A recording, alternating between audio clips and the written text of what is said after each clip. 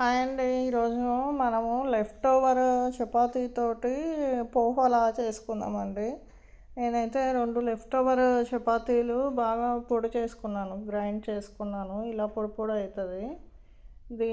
దీంట్లో మాత్రము పోపు వేసుకొని ఒక చిన్ని క్యారెట్, ఆనియన్, గ్రీన్ పీసు, మీరు కావాలంటే స్వీట్ కార్న్ వేసుకోవచ్చు, స్ప్రింగ్ ఆనియన్స్ వేసుకోవచ్చు, capsicum, onion, green chilli, salt, coriander, curry leaf, మీరు ఏ వెజ్జీస్ కావాలంటే ఆ వెజ్జీస్ వేసుకోవచ్చు అండి.